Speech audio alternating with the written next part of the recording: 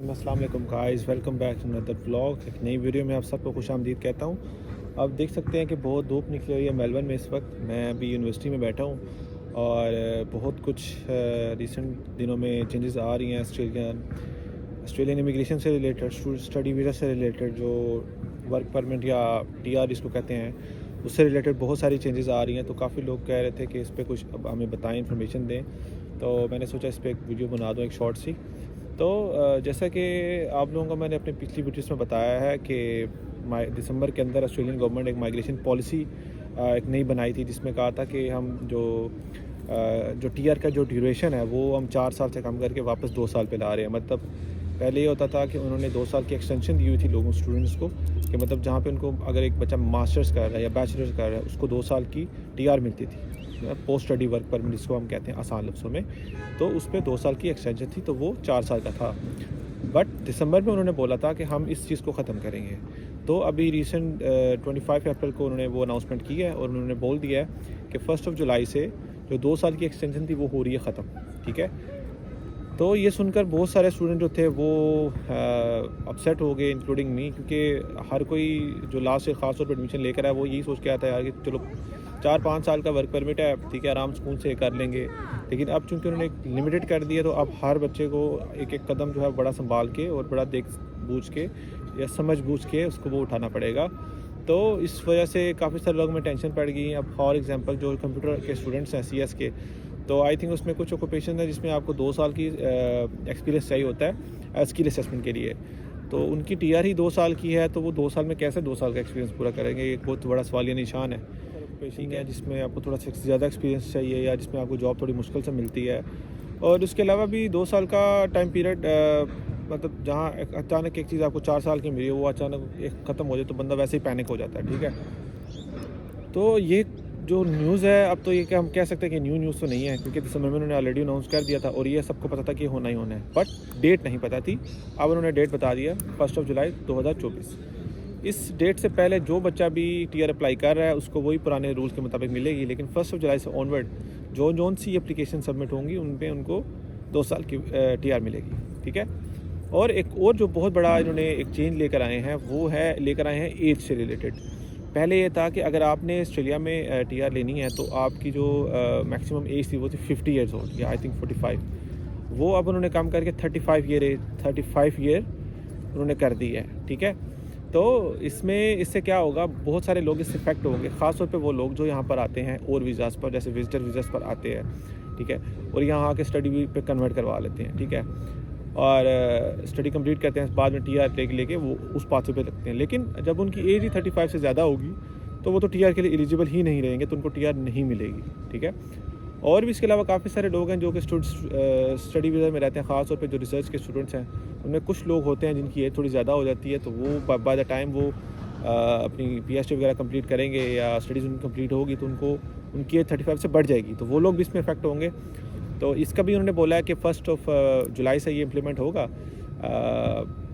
तो वो मतलब काफ़ी लोग बात कर रहे हैं ना, ख़ास तौर पे जो बेचारे अभी इनरोल्ड हैं, जो पढ़ रहे हैं स्टडी वीज़ाज़ पे, जिनकी ये 35 से ज़्यादा है और जिनकी स्टडी जो है वो 1 साल बाद कंप्लीट होनी है, वो तो बहुत ज़्यादा परेशानी में मुब्तला हो गए हैं अब। लेकिन अनफॉर्चुनेटली इसमें फ़िलहाल कुछ हो नहीं सकता, क्योंकि एक पॉलिसी है वो उन्होंने अनाउंस कर दी है, अब तो डेट भी दे दी है। अनलेस वो ख़ुद से ही इसमें कोई चेंजेस ना करें, जो कि मुझे नहीं लगता कि वो कुछ ऐसा होता हुआ नज़र आएगा, क्योंकि ये जो सब कुछ भी हो रहा है इसमें उनका जो मेन पर्पज़ है वो है कि स्किल्ड वर्कर ऑस्ट्रेलिया में आएँ। और कौन से स्किल्ड वर्कर हैं? यंग। ठीक है, 35 से कम जो लोग हैं, मतलब इनका सारा पर्पस इस करने का यही है एज का ना, कि यंग लोग उनके पास हैं, यंग लोगों को वो पीआर दें।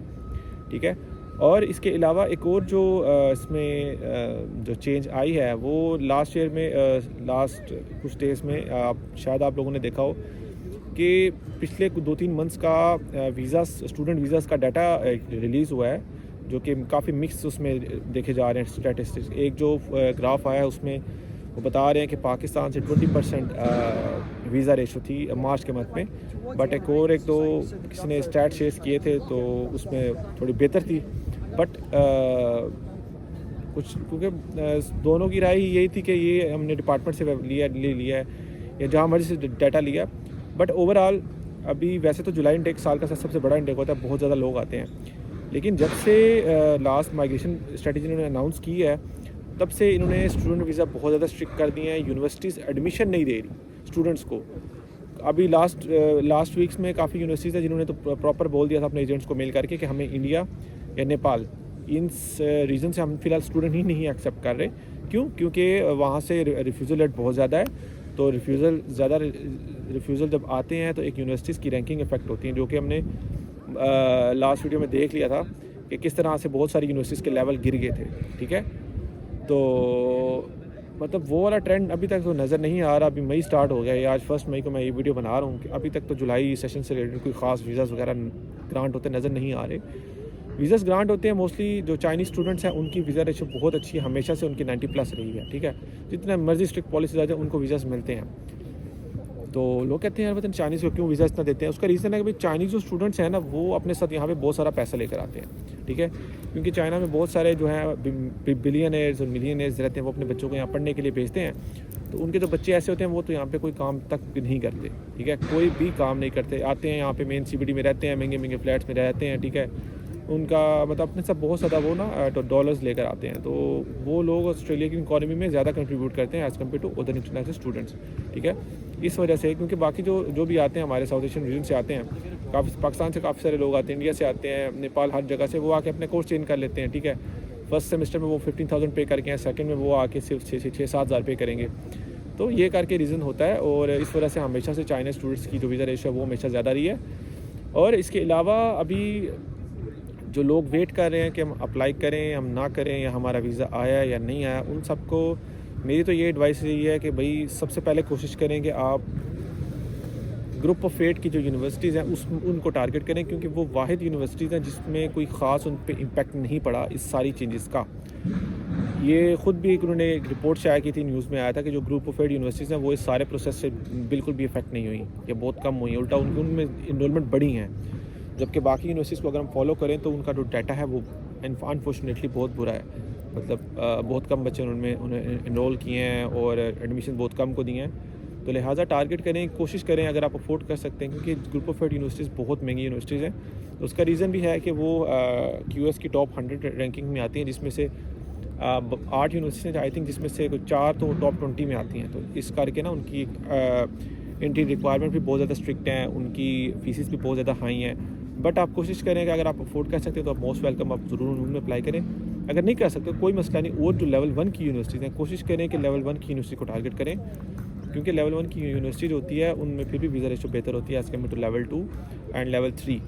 तो अभी आप पूछ रहे होंगे अगर लेवल 1 में तो बहुत सारी लेवल 2 में जा चुके, हमारे पास क्या ऑप्शन है।